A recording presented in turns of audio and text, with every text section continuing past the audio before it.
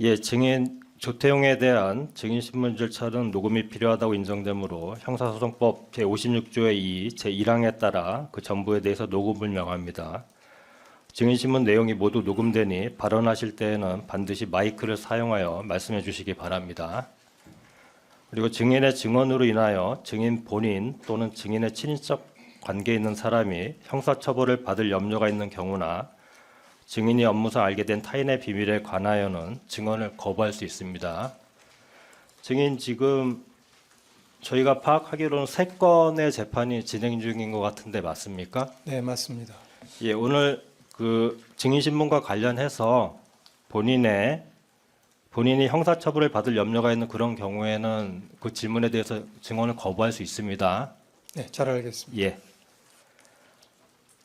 예, 증인이 선서를 한 후 개별적인 신문사항에 대해서도 같은 이유로 증언을 거부할 수 있습니다. 그러면 증인이 경험한 바를 사실 그대로 말하겠다는 선서를 하여 주시기 바랍니다. 만일 증인이 선서 후 경험하지 않은 사실을 경험한 것처럼 증언하거나 기억이 불분명한데도 기억이 명확한 것처럼 진술하는 등 거짓말을 하면 위증죄로 처벌받을 수 있습니다. 네. 예, 선서서에 따라 선서해 주시죠. 양심에 따라 숨기거나 보탬이 없이 사실 그대로 말하고 만일 거짓말이 있으면 위증의 벌을 받기로 맹세합니다. 증인 조태용. 예, 증인 앉으시죠. 예, 신문 하시죠. 지금부터 잘 들리면 지금부터 정인이라고 이렇게 말씀 호칭을 하겠습니다. 원장님 조금 이따가 좀 시작하도록 해주십시오. 저희가 서류를 이제 받아가지고요. 예. 예, 잠시만요.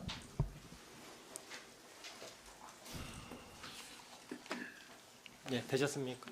예, 질문하시죠. 네, 증인 지금 현재 재판을 받고 계신데 바쁘신 중에 이렇게 법정에 참석해 주셔서 대단히 감사합니다. 저는 피고인의 변호인 임성건 변호사입니다. 1항 증인께서는 윤석열 정부에서 주미대사 국가안보실장으로 재직하셨고 2024년 1월부터 2025년 6월까지 국가정보원으로 재직하셨지요. 네, 아까 3건 재판을 받고 계신다 그러는데 다 1심의 재판 진행 중입니까? 예, 이항 보겠습니다.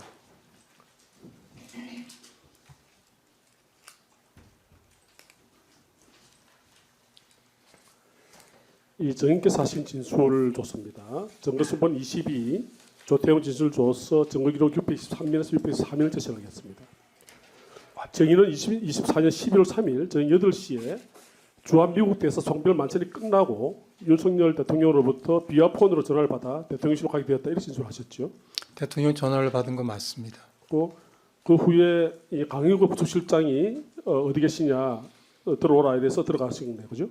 네, 그때 지금부터 이제 윤석열이라고만 지칭하겠습니다. 윤석열이 증인에게 대통령실로 오라고 말했을 때 대통령실 부르는 이유를 설명했습니까? 아닙니다. 아니십니까? 저기 증거 순번 변호인님 잠깐. 예. 윤석열 대통령이 네. 저한테 전화해서 서로 대화한 내용은 네. 제 재판하고 관련되기 때문에 진술하지 않겠습니다. 근데 네네. 전화를 받은 건 사실이고 네네. 그다음에 대통령은 저한테 들어오라고 하지 않았습니다. 저는 부속실장의 전화를 받고 네. 들어오라는 얘기를 듣고 들어갔습니다. 증거 순번 22 조태에다 지수를 줘서 증거 627면 제시하겠습니다.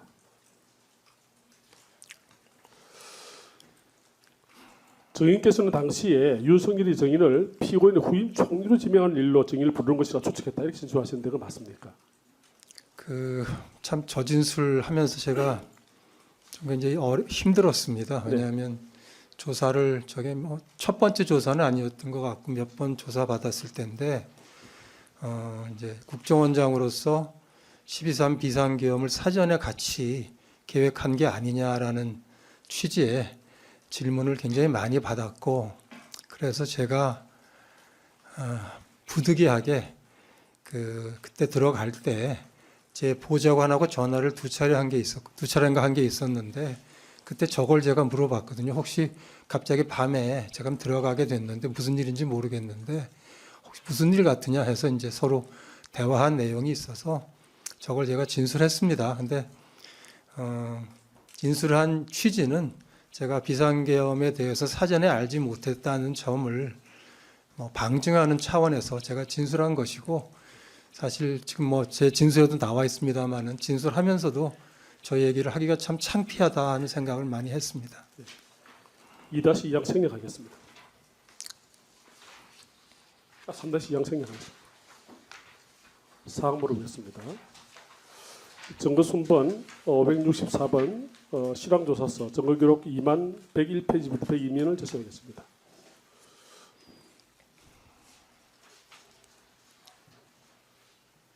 작아서 잘 보이시나요? 모르겠네요. 잘 보이시나요?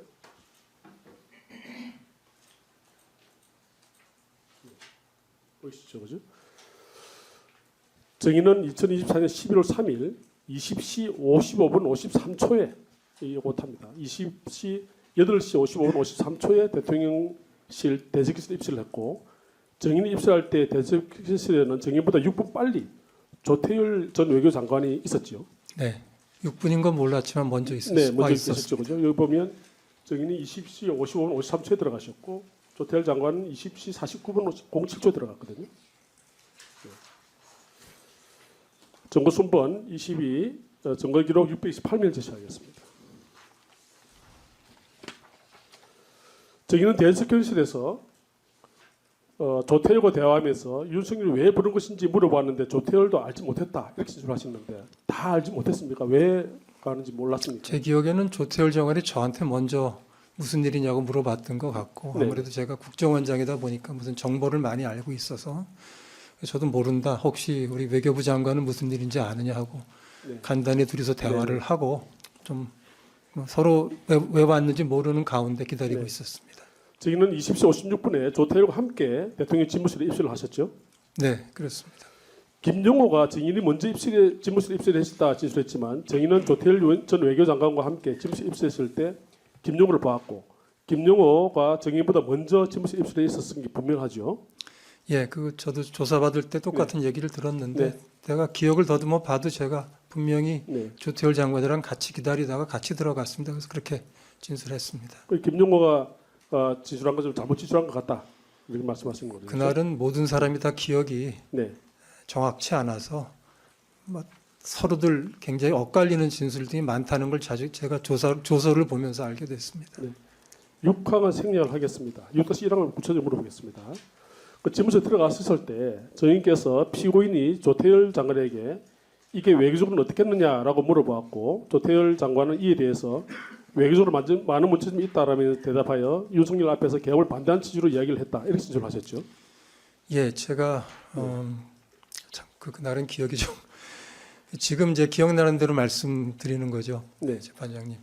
하여튼 그때 기억나는 게, 들어갔을 때 네. 지금 저도 피고인이라고 얘기하겠습니다. 피고인께서 외교부 장관한테 이게 하여튼 외교적으로 어떻게 했느냐, 그러니까 취지는 좀 이게 괜찮겠느냐는 취지로 들었습니다. 그래서 물어봤고, 그 질문을 받아서 조태열 장관이 조금 길게 얘기했던 걸로 기억합니다. 정인이 당시 피고인이 조태열에게 이와 같이 물은 이유가 뭐라고 그때 느꼈습니까?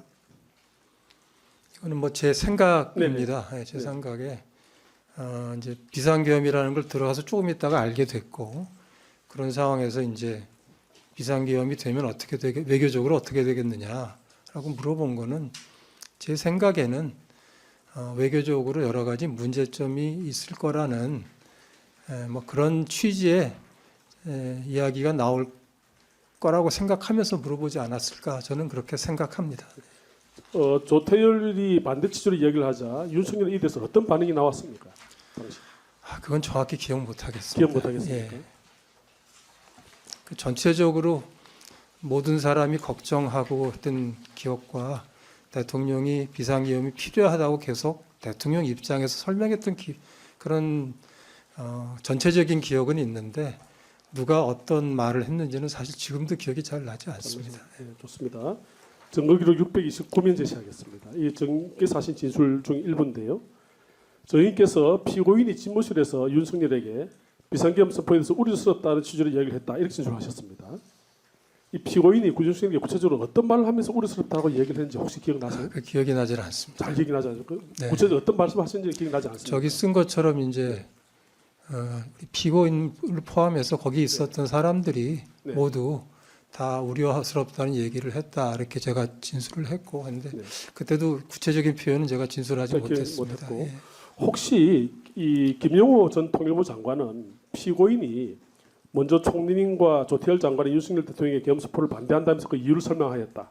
총리님은 대외 신인도 하락이 우려된다는 취지로 이야기하였다. 이렇게 진술하고 있는데 이런 말도 기억이 안 납니까? 네, 제가 기억이 잘 나지 기억 안 않습니다. 좋습니다.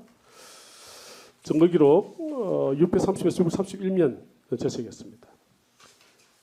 그리고 증거 기록 2519면도 제시하겠습니다. 이게 증인에 대한 지술 조서하고 피제 신문 조서의 일부입니다. 증인은 집무실에서 윤석열이 비상계엄을 선포한다 말했을 때 집무실에 있었던 사람들 대부분이 반대 의사를 표현했고 찬성한 사람은 없었던 것을 기억한다. 이렇게 진술을 하셨죠.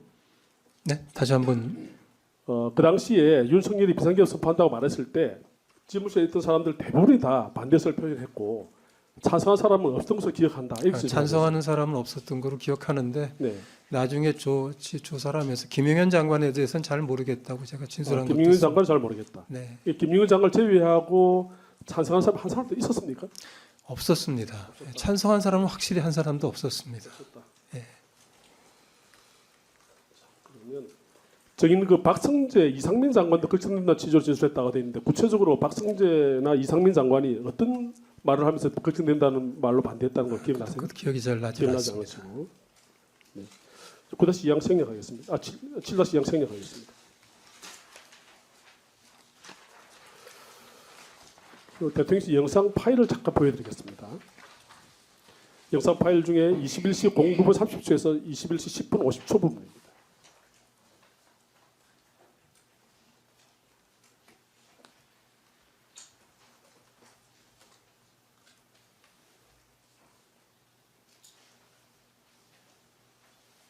지금 이 장면은 집무실에 계시다가 지금 대적에서 나오는 상황이거든요. 그래서 보면 증인께서 오른손에 서류를 들고 나오는 것이 보이는데 한번 잘 보세요.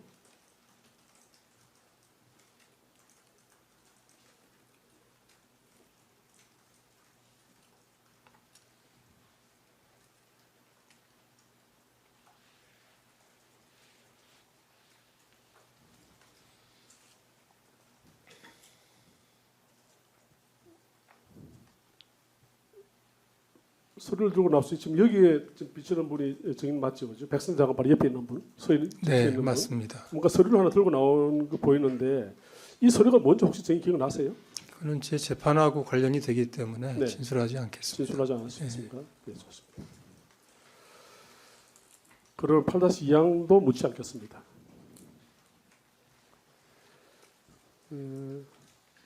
8-3항도 그러면 묻지 않겠습니다. 증인 진술 거부하시기 때문에 8-3항도 생략하겠습니다. 9항 묻겠습니다.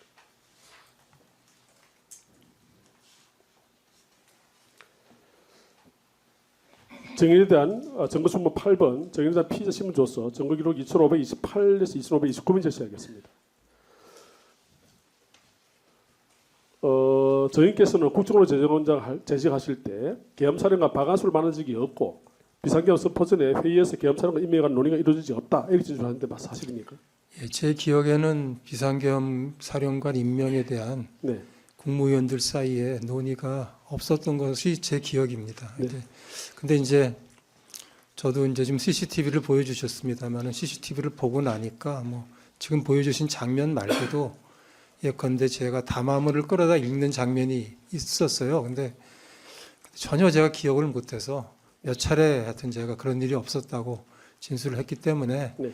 제가 뭐 CCTV는 맞을 것이고 제 기억이 정확치 않을 텐데 그렇다 보니 제 기억에 좀 확신이 많이 좀 없는 상태라는 점을 좀 제가 좀 첨언을 좀 하고 싶습니다. 근데 저는 제 기억에는 하여튼 논의가 하여튼 있었던 기억은 없습니다. 예. 네, 이 비상계엄 사령관 임명 사실도 국정원으로 돌아가서 정부적 회의를 소집했는데 어느 시점에 언론 보도를 보고 알았다 이렇게 진술하셨습니다. 맞습니까?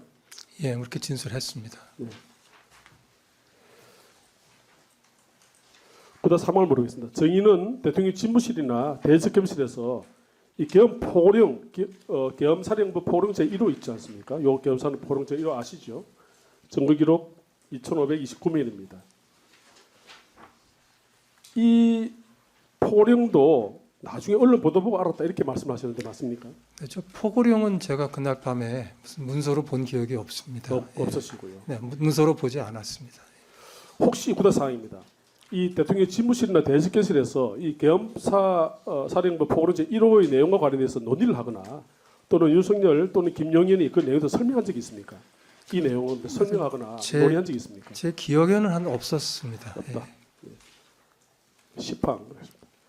증인이 기억하기로 비상계엄 선포 전에 김용현을 제외한 피고인과 국무위원들 중에서 비상계엄 선포 후에 병력과 경력이 어떻게 동원될지 알고 있던 사람이 혹시 있었습니까? 그나마 저는 몰랐고 네, 아마 그 없었을 거라고 생각합니다. 증인은 몰랐고 네, 그렇게 생각한다. 제 생각입니다. 네.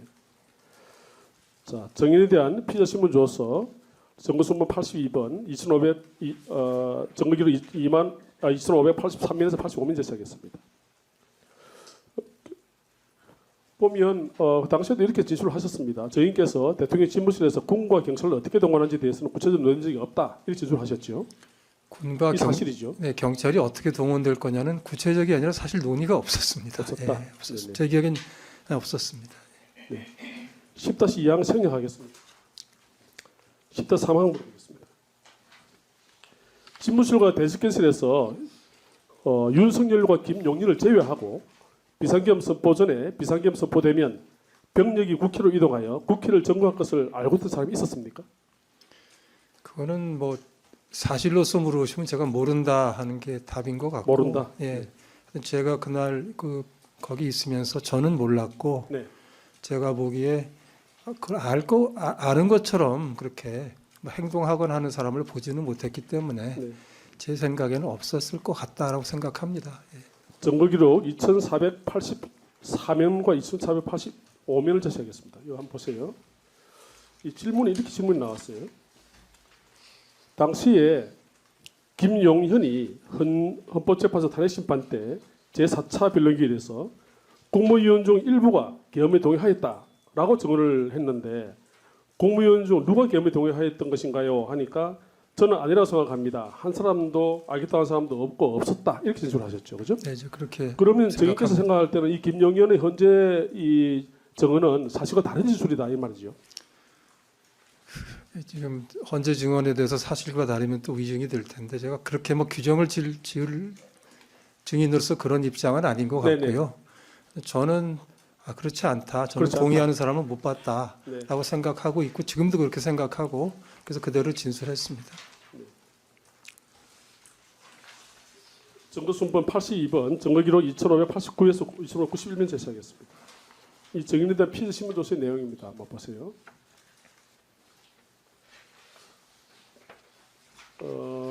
특검이 증인에게 윤석열은 본래 국무회의를 주최할 생각이 없었던 것 같은데 회의를 주최하게 된 이유는 무엇인지 이렇게 묻자 증인께서는 피고인이 다른 국무위원들 이야기도 더 들어봐야 된다는 이야기를 하고 난 뒤에 부속실장이 국무위원을 불렀다 이렇게 진술을 하셨죠, 그죠?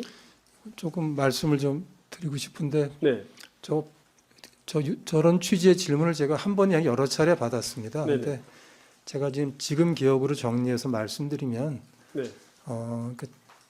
그 국무회의라는 걸 원래 할 생각이 없었던 거냐 계획이 없었던 거냐라는 질문을 받고 제가 답은 여러 차례 했는데 결국 정리해 보면 저는 그거는 모르겠다고 했고요. 네. 다만 피고인이 국무위원들 얘기를 좀 들어봐야 된다라고 얘기는 했었던 것 같아서 네. 제가 저렇게 이제 하여튼 국무회의를 여는지 마는지 그거에 대해서는 잘 모르겠고 그래서 그 사전에 계획이 있었는지는 모르고 여하튼 국무위원들을 불러서 얘기를 들어보라고 했던 것 같다 해서 저렇게 제 기억대로 진술을 했습니다. 증거기록 2,590면 이거 한번 보세요. 저희께서 이렇게 말씀하셨어요. 보면 국무회의를 열어야 한다 이야기한 게 아니고 국무위원들 말을 들어봐야 된다. 들어오라 해야겠다 얘기를 했던 것 같고요. 많은 사람이 모여서 다 반대를 할 테니까 반대 의견에 힘을 싣기 위해 그랬다고 하시는 것 같은데